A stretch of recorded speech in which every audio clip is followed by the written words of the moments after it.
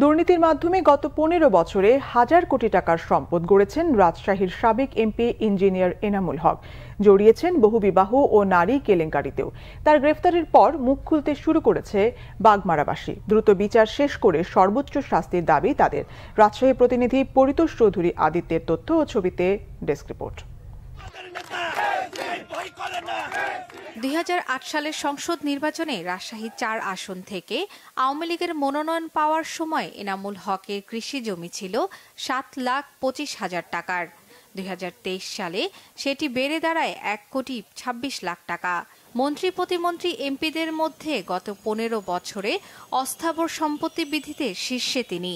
MP হয়ে প্রথম মেয়াদেই বাগমারা উপজেলার সদর ভবানীগঞ্জে স্থানীয়দের উচ্ছেদ ও অবৈধভাবে পুকুর ভরাট করে গড়ে তুলেছেন প্রায় ২ বিঘা জমির উপর আধুনিক ৭ তলার নিউ মার্কেট।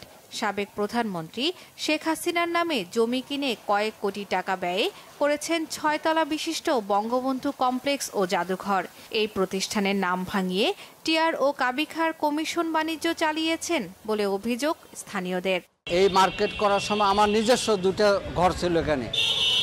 এই 2টা ঘর ভাঙছে, তো আমার এই ঘরের টিন পর্যন্ত আমি নিতে পারিনি। হত্যার হুমকি দেয় এবং বলে যে এখান থেকে হটে না গেলে তোমাকে চাঁদাবাজি মামলা দেওয়া হবে বা জোড়া খুনের মার্ডারের মামলা দেওয়া হবে। এনামুল হকের চাঁদাবাজি থেকে রক্ষা পায়নি এলাকার শিক্ষা প্রতিষ্ঠানগুলো। নামে বেনামে গড়েছেন বহু প্রতিষ্ঠান। রাজশাহীর কাটাখালীতে বিদ্যুৎ কেন্দ্র, এনা ready mix centre, সাকোয়া text sweater কারখানা ও সোনাদিঘি মোড়ে 14 তলার সিটি সেন্টার গড়ে তোলেন তিনি। এছাড়া কর্মচারীদের বেতনের টাকা আত্মসাতের অভিযোগও রয়েছে তার বিরুদ্ধে। এই যে বঙ্গভবনের নাম দেয়, এরকম 1000টা বঙ্গভবন করলেও ফুরাবে না।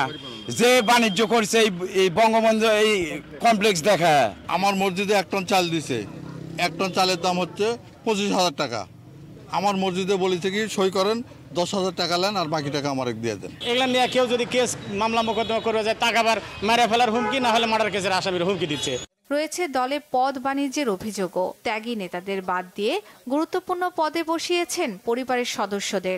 বাচ্চা সব নেতাকর্মী উনি বাদ দিয়ে বিভিন্ন রকমের তার নিজের ভাই ভগ্গর প্রত্যেকটা প্রতিষ্ঠানের সভাপতি বানা মানে বাণিজ্য মেলা করছে। এ পর্যন্ত তার বিরুদ্ধে 4টি মামলা রয়েছে।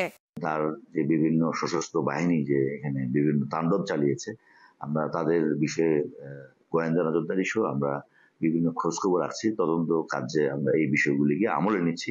২০০৮ সাল থেকে টানা ৩ মেয়াদে আওয়ামী লীগের এমপি ছিলেন ইঞ্জিনিয়ার এনামুল হক। 16 সেপ্টেম্বর থেকে কারাগারে আলোচিত এই আওয়ামী লীগ নেতা। Bangla vision news desk.